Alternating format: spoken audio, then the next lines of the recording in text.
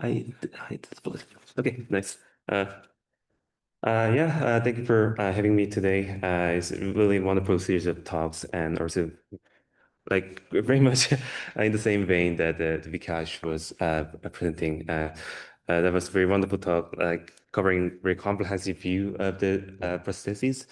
And yeah, like I also want to give some update from UCSF side, especially from Chang Lab. And I've been working with Gopala in Chang Lab in the middle of some kind of this kind of massive efforts to translate the speech BCI to the clinical applications. And I've been mostly working in the modeling side. So I hope I can complement some kind of some modeling details in my talk. Yeah, so I want to share a little bit more about me. So like I have been very fortunate to work on various range of topics regarding spoken language model, from like pure AI, like kind of building spoken LLM, from like doing some neuroscience things, and also some clinical applications of them. And the speech BCI is actually, as Vikash said, is very like kind of a center of multidisciplinary like uh, application and research here. So uh, I'm mostly talking about BCI today, but if you're interested in other kind of angles we're working at, please feel free to like reach out to me. Okay, so let's get started. So speech is kind of inarguably the most vibrant and natural communication tool of humanities. Like it has evolved more than like 100,000 years, and there are like more than 7,000 spoken languages around the world. And we use this system very frequently, like in English and adult speaking, like on average, people speak like more than 15,000 words per day. And we know like this is kind of involving very complicated cognitive process involving brain and also a lot of biomechanical systems, including our facial movements, and also we have some perceptual system that can understand what's being spoken. And well, the workshop is mostly centered around the auditory perception and hearing side, but what I want to focus on today is the production side, and especially uh, for like restoring some impairments or like some loss of ability to speak, which has kind of significant impacts on the quality of life. So there has been, I mean, decades of research and like efforts being made to figure out what's being encoded in the brain regarding the speech production and how we can decode and restore some lost ability of that. So kind of from like early works and like neurosurgeons and figuring out the like kind of regions in the lesion study versus some early study by Gronedal of the neurophysiology there. And there are like kind of several phenomenal works in the field I made using neuroimaging and some recent deep learning techniques. At like 2013, like Chris Purchert at Chan Lab has figured out kind of beautiful layout of somatotopy VSMC in terms of speaking some isolated syllables there. And they were able to figure out these kind of specific regions within that sensory motor cortex dedicated to specific, articulators being used in pronouncing some vowels or consonants there. And later on, 2018, Bala and Josh at the time expanded this work to a naturalistic setting. Instead of speaking some isolated syllables, they asked participants to speak some written sentences there aloud um, naturally. And also one kind of interesting part of that study is that they use the actual articulatory traces that they can infer from the recording so that they can track the movements of each key articulator on the vocal tract, like mostly on the 2 points on the lips and also 3 points on the tongue and low incisor and also like vocal excitation using larynx. And yeah, this young man here who's not here, unfortunately, he's traveling in India. Gopala and Keith Johnson and just Berkeley, they are demonstrating how they collected this electromagnetic articulography to get the actual traces of the articulation while speaking. And they were able to replicate that the findings of early electrophysiology study of somatotopy, but within the context of the speech production, I mean, the naturalistic speech production. And also important part was like they're not controlled in isolation. They are actually controlled in an orchestration of different articulation, which is being a basis of speech production and like so-called gesture. And Kavala kind of tried very crazy things after that. Like so, like after finding such a like definite encoding of gesture in the sensory motor cortex, they tried whether they can decode these gestures or like articulatory controls from the echo signals. So they trained this some decoding model, basically using some STM back then, which was kind of state-of-the-art or like RN model, to decode the actual movements or like displacement of articulation from these signals collected from participants in EMU. And then they have a separate model that can translate these articulatory movements to acoustic signals so that they can decode this articulatory control from the brain signals, and then that can synthesize the voice. And yeah, this is, as far as I know, like the first demonstration of complex and intelligible speech decoding from the brain.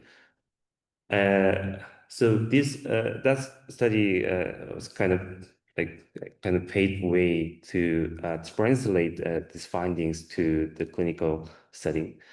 So since then, the Chang lab has been putting a massive effort to restore the lost or impaired speech ability from someone who is suffering the severe paralysis. So we had a kind of initiative called like Bravo, so BCI restoration of arm and voice. So actually, there's another wing like kind of trying to decode voice, like arm from here, but I will mostly focus on the voice part. So there were several initial attempts to decode speech from there. So the earlier work, we tried some word detection and classification, but with like limited word vocabulary. And it was kind of expanded to the multilingual setting. There was a participant who was bilingual, so we have a kind of multiplexing decoding system which can switch two language systems. And we have a like kind of like more generalizable setting that like instead of decoding words, it was designed to decode character, so it can decode like indefinite like vocabulary styles, but with some compromise at the decoding latency. And after several years, there was another huge leap in the technical advancement in this effort, which they kind of achieved some state of the art at the time of high performance PCI restoration technique. And it's not only about decoding the text, it's also kind of decoding multimodal targets, including speech and also the avatar so that the participant can feel embodied. So basically, it's kind of aiming to like an entire reincarnation in the virtual world. So I'd like to introduce our dedicated participant who kind of helped us a lot, and the most phenomenal works were only able, thanks to Anne's support and dedication. So Anne has been suffering from severe paralysis ever since she got the brainstem stroke more than 20 years ago. And ever since then, she couldn't move her like limb and also has very limited kind of capacity of orifical muscle control. She couldn't really make sounds well. She cannot sustain the airflow, so she couldn't really vocalize as well as us. So we kind of asked Anne to do many tasks that were designed to do some attempted silent speech. So we prompted many written sentences on the monitor, and we asked her to attempt at her best to mime a sentence prompted on the screen. And again, we cannot ask her to vocalize anything because it's really, really effortful for her to make sounds. And this is where we put the high density electrocortical cardiography, intracranially. So we kind of, it was laid out presenter gyrus and the posterior gyrus and some tips on the superior temporal gyrus.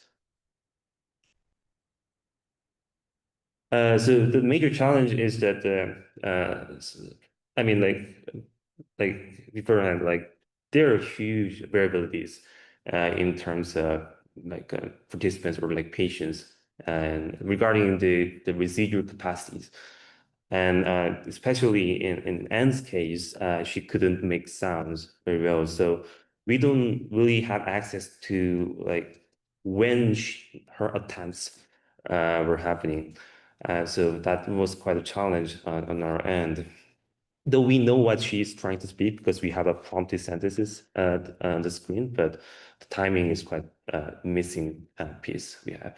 And speech is a very dynamic and kind of fast kind of series of muscle controls, and each content has a variable duration.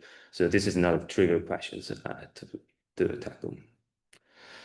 And fortunately, well, this is kind of solved problem in speech processing community. The ASR system, like automated speech recognition system, is actually solving the same condition of the problem where the inputs are given in continuous time, but the targets are in not really kind of regular time duration. So for example, when you want to transcribe hello in this continuous speech signals, some frames can be falling into E or L, not it's not been sparsely kind of decoded. So the CTC is kind of designed to learn the mapping between these some continuous time signals to some unaligned discontinuous targets. And also, this technique has been successfully applied to the brain decoding, including some EMU participants' case by Sun et al., and also including this study and the other study by BrainGate. They also use this technique to decode text. The team at the time actually applied this CTC technology to each modality they're targeting. So for the text, they decoded phones. From there, as for voice, they decoded some speech units derived from DNN speech model to decode voice directly, and also some other control parameters there. So let's see some demonstration here.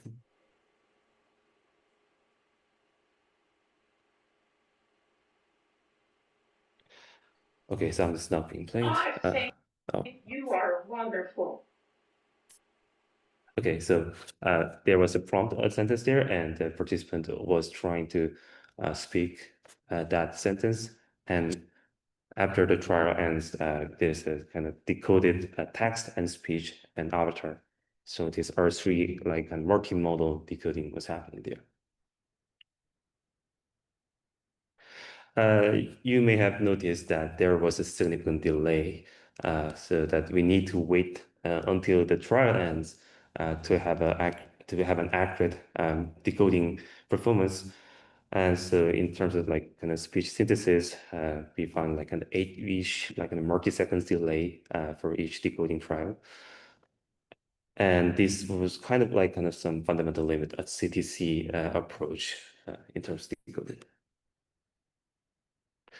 So this was the moment I joined the team, and I was trying to bring some technologies in speech processing and some modern speech processing techniques to solve this problem. We have published this kind of recent finding on this April about like kind of how we can expand this technique in the streaming inference case. It was state of the art until last week, but like I hope there could be something we can learn or like have some insightful discussions based on this. I would like to point out the limitations I told you about the CTC approach. CTC is that it's not really come with any architectural consideration for streaming inference. It will have some kind of frame-wise posterior and some post-hoc algorithm to merge them together to get some like kind of discrete time target. But that is kind of post algorithm and like it's not really meant to be streamed. And also, it is kind of like more in the technical side, but CTC assumes conditional independence between targets when it is being trained. At the inference, we can put like language model to refine or like putting some language prior there. But when it comes to training, we don't have kind of such gimmick there. Um, but we know like the tokens, like alpha tokens, like the phonemes or like some speech units are like highly interdependent across times because we always articulate and there's language has their own prior in terms of sequencing. So without that, it needs kind of a huge window of input to make an accurate inference. So that's the kind of like implicit things happening behind the CTC training. And also again, the speech community has solved this kind of issue with some alternative architecture. This architecture is called Breakpoint Neural Network transducer. The one biggest difference from CTC is that it is involving the language model in both training and the inference. The language model here is called a prediction network here. So its prediction network is meant to kind of condition the decoding probability of at certain time point based on the previous decoded outputs. And so encoder is a kind of regular, like the feature encoder of the input signals. And they can be joined together by dot product to form a grid. So it's kind of every like kind of time pair dot product, and so that you can formulate the grid of like kind of um, decoding probability of at certain time point, and with some kind of certain portion of the target tokens. So you can naturally incorporate and reflect some language prior in the training as well, and also decoding procedure and inference procedure are almost the same. I mean, the training and the inference procedure is almost the same. And also you can see in the directions of errors here, like it's basically kind of incrementally decoding. So information can just flow from past to future if the encoder part is not relying on the future context at all. So we basically kind of implement and adapt this RNT architecture to our streaming speech PCR framework. So we had a like streaming input buffer with an 80 millisecond window. So you kind of accumulate the signals from this ACOG array in this buffer, and with some like kind of low-hand signal processing feature extraction there. And we fit this 80 millisecond buffer to like unidirectional RNN, and then we do some RNNT training and decoding and the synthesis. So it's kind of complicated modeling procedure, so let me walk through one by one. Like very first input, like we put like 80 millisecond of the neural signals in the buffer to this unidirectional RNN. And the output of this RNN will be combined with the LM prior, and then it can emit or predict some token at the time moment. And this predict token will go back to the LM so that it can condition the next the prediction And also it will be fed to the streaming output buffer, and some buffer, like some elements in buffer will be, were fed to the synthesis module to provide the feedback to the participant. Yes. About the recurrent nature of language versus the recurrent nature of the neural state when you were trying to do this kind of thing. So this is not really about just the language. That's a that's a great question. Well, in philosophical viewpoint of mine, I don't think it's really hard to dissociate that because like in ideal world, I believe that is the real world. These signals are encoding the language, right? So kind of it's very entangled, and so it's kind of hard to dissociate. And like one paper of having the element that this architecture is like kind of it's really hard to evaluate this module, and it doesn't really work without it at all. So yeah, it's kind of yes. My answer is hard to tell.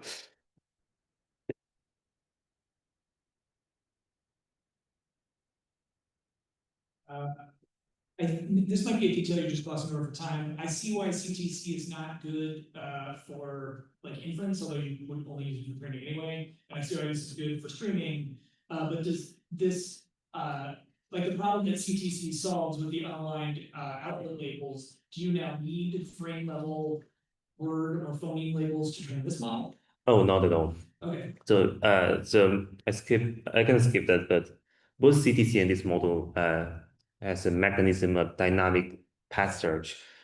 So yeah, it doesn't exactly. So in the grid space I showed, like it kind of accumulate or the probability with or the likely, like paths of alignment. Yeah,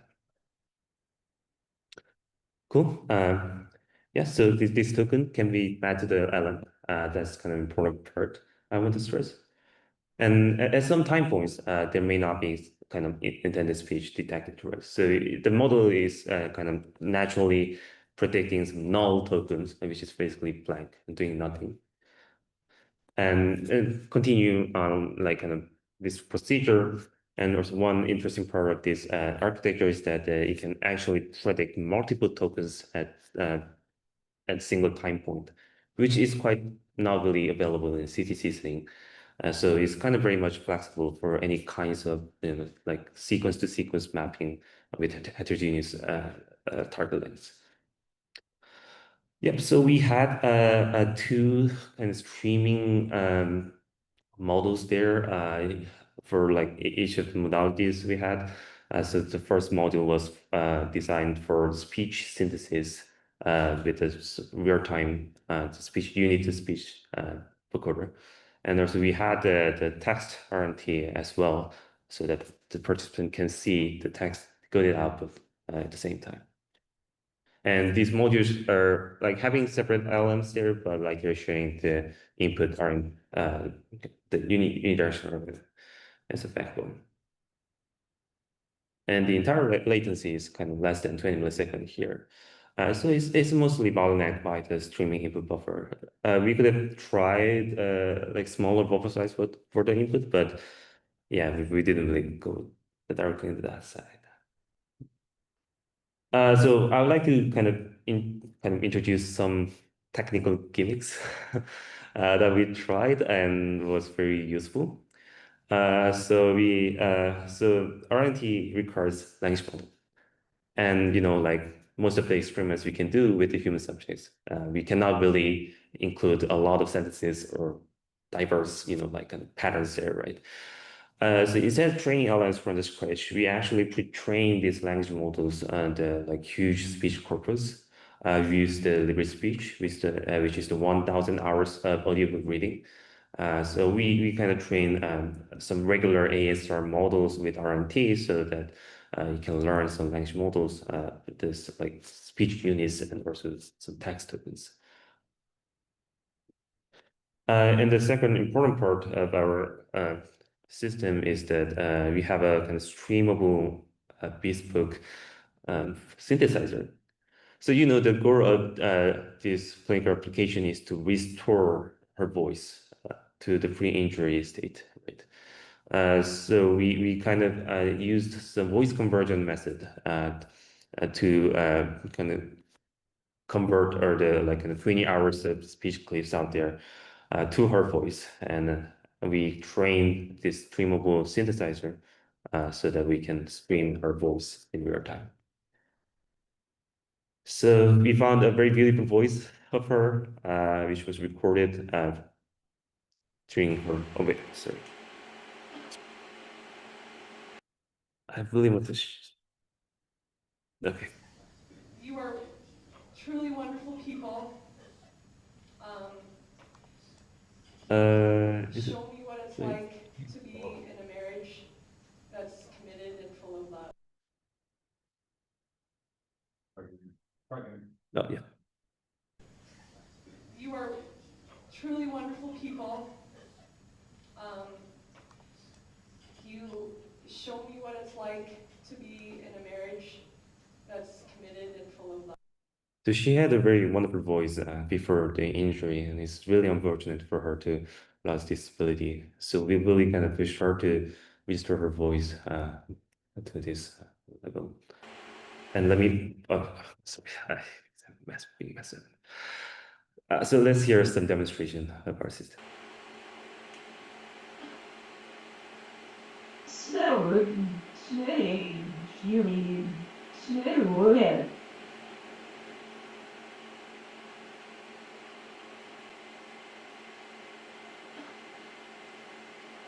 I know that, but you can now. So you may have noticed that the latency has been dramatically reduced from the previous CTC approach. And here are some numbers. We could achieve some decent level of accuracy or intelligibility in terms of synthesis and also for the text decoding. We have two settings. The first setting is kind of focusing on some small set of like kind of frequently used phrases, especially in the medical context. And that the accuracy in that end is kind of very high. We could achieve very high accuracy and very low latency there. And also on the right hand, we have some generic usage using more than 1,000 words, which were selected, I believe, from Twitter by choosing the most frequent 1,000 words there. Yeah, so on the right panel, we are showing some comparison from the previous system in terms of throughput. So we can synthesize words per minute almost by a factor of 1.849 compared to the CTC approach. And yeah, like we have kind of limited our system to use 1,000 words, but we actually tried some unseen rare words. So these are 26 words from NATO alphabetic coding. So we found that the system can generate the decode some structurally distinguishable features of these words. So let me play some like decoding examples of this. Bravo. Right. So obviously the first one is the reference, and you hear the following the decode examples of this unseen word.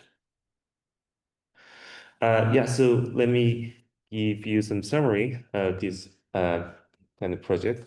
So we were able to build some fast, full-on intelligent speech synthesis within very low latency, and also we were using this particular RNT architecture, which enabled some like continuous deployment of the system without detecting any like trial or speech intent like boundaries there. And also the subject reported, let us know like she felt much more embodied by using this system compared to the previous approach. And the most important part, which is very crucial in building clinical application of PCI, is that no over speech was needed, and not even a single snippet of vocalization was needed. Okay, cool. So I would like to move on to some future prospects. And also a disclaimer, I have been mostly working on the modeling side, so these prospective views are mostly from my own modeling model developers' viewpoints. So, and it's our future prospects, so just keep that in mind. So what we have been consistently finding is that this like direct voice synthesis is kind of providing very naturalistic and embodied experience of decoding. And we found we have been kind of positioning this as a like a crucial component of our system, and actually that the user survey kind of followed that. And so I want to kind of go deeper in this and like why did this work and what we actually use here. So we use the discrete units which are from the k-mean clustering of this speech DNA model called Hubert. So you guys have seen a lot of way to back 2.0 like kind of work yesterday. It's kind of in the same vein and but like kind of in methodological way, this is kind of a state of the art in this build. So it's kind of doing some artistic unit discovery. And there were some follow-up analysis papers that these units are actually very subphonemic. And also in our lab, we kind of demonstrated that these features are actually very, very like highly articulatory. So we use this articulatory magnetography here to get the traces, and we find like there is a very, very like kind of tight linear mapping from these features to the articulatory traces. So I wanted to kind of briefly talk about what would be the better alternative in this space. And these are the properties I think useful for decoding. So the target should be low complexity and low dimensional, so that we can build a model with a limited number of data set and also with low SNR new signals. And the target should be tightly aligned with the actual the control of the speech, like previous the Hubert case. The target should be about the articulation, so that the transition from brain signals to target can be seamless and easy. And another aspect is that it would be nice to have an interpretable targets so that we can better kind of debug and also do some scientific steps out of the clinical setting as well. Yeah, so we have been developing several like kind of speech models that can provide a better like, interpretable and like more grounded representation of speech. So one idea I had is like we can revisit the Manchpali et al. Like 2019 work that tried to decode an articulation directly from the brain, and they had like a separate vocoder to generate speech from that. We had a new model, which is called Spark, and this is a very high performance and universal like articulatory coding system. So we can have like very robust and accurate articulatory analysis that can convert these audio signals to only 14-dimensional articulatory parameters. And we have a very like high performance, high quality synthesis model to convert this back to the speech. And one good part of this articulatory coding is that it's really, really tightly connected to the actual principles of articulation. I mean, like the pronunciation. So here you can see some control experiment by interpolating L and R sounds, just moving the tongue position, we can actually control them as a principle of place of articulation. Yes. That's a really good point. So Villain is only open when the air should flow with the mouse shut down, right? So that is kind of rerouted by having some combination of the lip opening closure and the loudness rise and fall.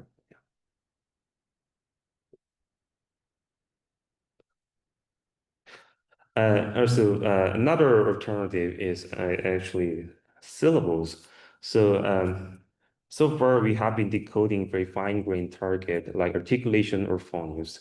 But there are several like electrophysiological evidence that the speech perception and production systems might be also kind of like encoding the segments or syllables. And for Mandarin case, by the way, Mandarin is very like highly syllabic language, so it's kind of was a very like reasonable choice for them. But there was actually an attempt to decode syllables for the phonemes or words. And we also have been pushing forward this direction in speech AI field, like to uh, make something sort of like word to back or glove, but virgin syllables. And everything is kind of derived from audio without any supervision. So we kind of developed like a curated way of doing self-supervised learning from speech. So what you're seeing here is the brain-wise similarity of the Hubert I showed previously. And way to back to is kind of similar in terms of this pattern. So you're seeing that the kind of like the embedding space is very local. The similarity is very locally concentrated. But after the self-distillation, we found that the embeddings can be highly like kind of locked into the syllable spans and also very distinguishable from other syllables. So from this embedding space, we can make the tokens out of it by like averaging these spans. And we are kind of claiming those tokens are some syllabic embeddings of speech. And we kind of measured some kind of property of these embeddings. So first of all, we did some like qualitative analysis using t-SNE, and we found that these embeddings are highly, I mean, we're like structured as the phonology patterns of syllables, as you can see in this colorization here. And at the same time, you see very distinct islands in that clusters without having any kind of manipulation in there.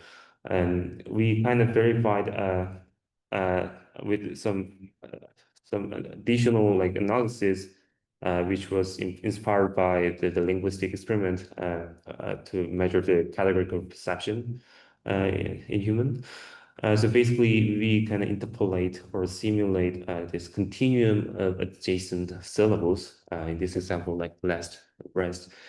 And you measure whether there is a kind of like categorical, symbolic, embedding structure in this space.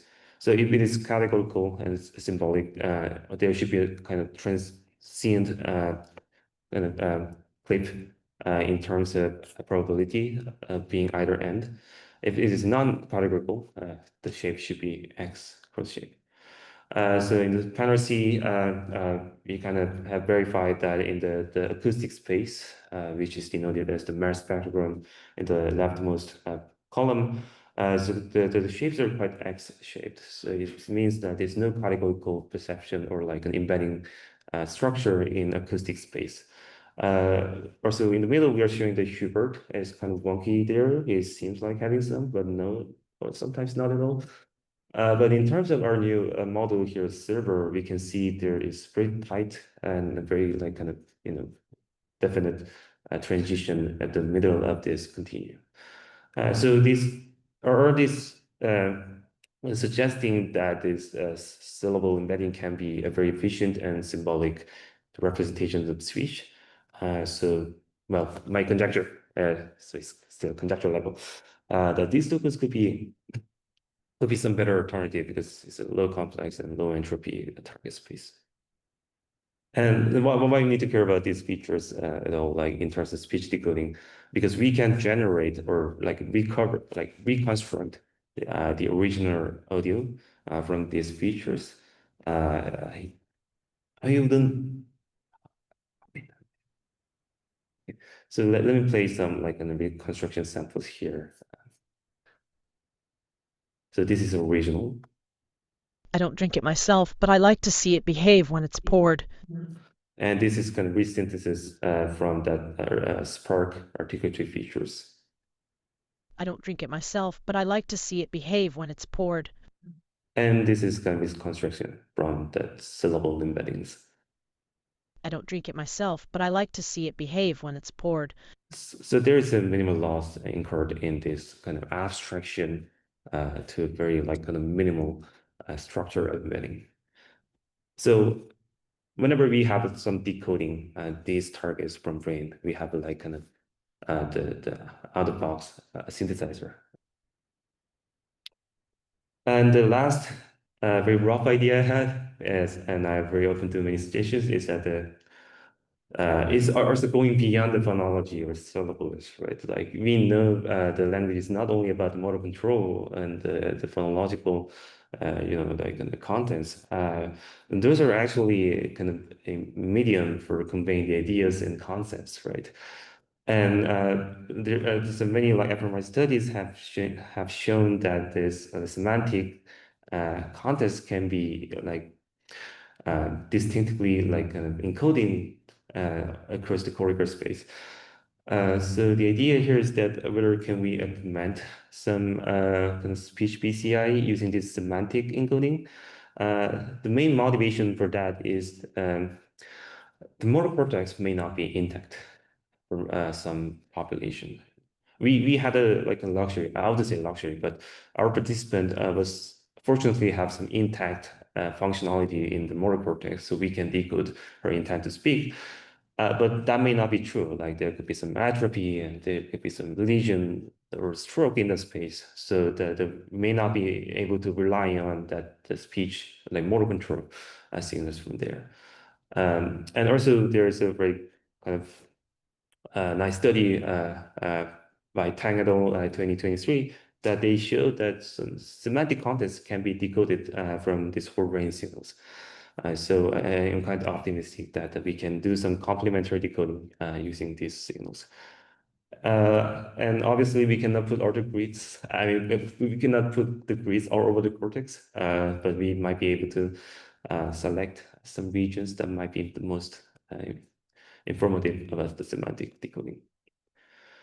Yep, so I would like to end with some other random does. Yeah, so the current task structures are not really optimized well. Like it's very like kind of mostly about like kind of prompting sentences and let them read. But there could be more like therapeutic approach or like kind of educative approach that they can better adapt. Not even for the training the model, but also for training the user to use the system. And also, as I said, that the motor cortex might not be intact, so there could be some other augmenting the functionalities we can implement using many generative AI these days. And also, not only using the brain signals, we can incorporate like a multimodal context that are surrounding the participants, like some like including some context in the like with the caregiver conversation or like some hospital environments, whatever.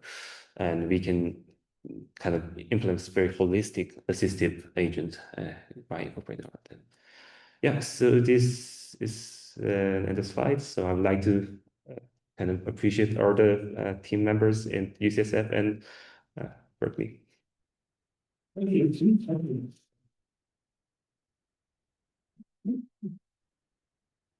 So it's nice to see you making this real time. What information would you most like to have next?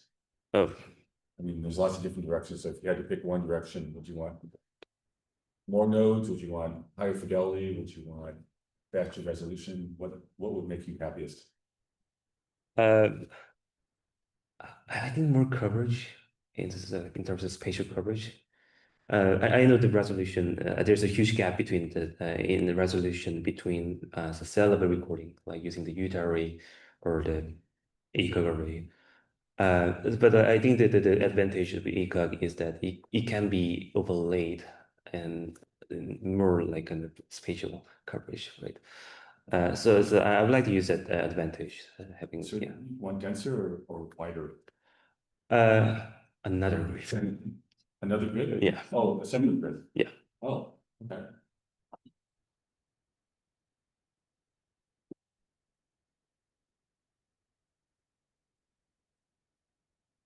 I think this is really cool, especially on the, HLT style analyses you're doing sort of the second half of the talk there. So I have a couple of questions I want to bother you about Hubert output units because nobody uses those. So I obviously throw them away. It's very cool to see you leveraging those, like the 500 like output unit characters. I'm very partial to we've actually used that framework to train models to interpret sleep EEG data. Mm. I told my collaborators not to look at the output units. I'm gonna go back and revise that and see if there's anything there. But I was curious, so in my experience with all these models, those output units should be convolved with identity, right? So those models just learn everything about the speech data it's trained on, which involves lots of different individuals. So when you're synthesizing from those 5 output units, it's presumably a subset of those, right? And does that individual variability that's sort of conflated with those output units creating the problems, probably not for synthesis, but maybe for some of your other, and basically how do you deal with that like fact that Hubert's learning a lot about speech, not just about the phonetics and how they talk? That's a great question, and I mean, also thank you for the comments. So actually, your concern is not true. So fortunately, the Hubert learns to marginalize out speaker identity in the later layer. It depends on the layer, like which like layer you extract the units, but like a layer 6 or like kind of later than that, there is not very much of speaker information. So actually, when you train the synthesizer, we need to make the synthesizer kind of that can bespoke to a single speaker, or we need some speaker identity information if we want the synthesizer to be multi-speaker, because these Hubert units do not have such information. I've seen that happen. It's not the unit level. Oh, sorry. I've seen that Hubert sort of codes that, maybe not the unit level, but that's very interesting. I'll have to go back and to the units level. That's a very interesting observation. Thank you.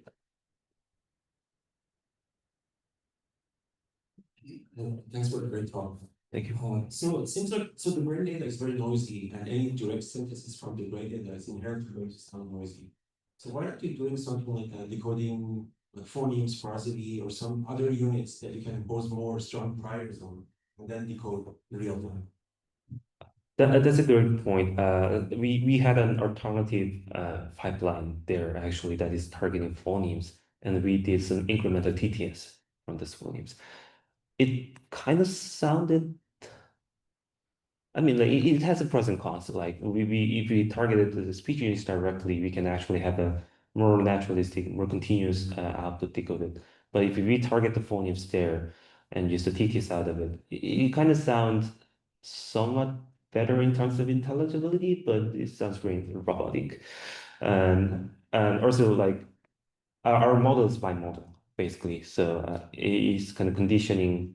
I mean, it has some synergy by decoding text and the speech at the same time, and we found that that kind of bimodal approach is better than unimodal. So your intuition is quite correct in that sense. Thank you again. This is really wonderful to see. And we have a break now.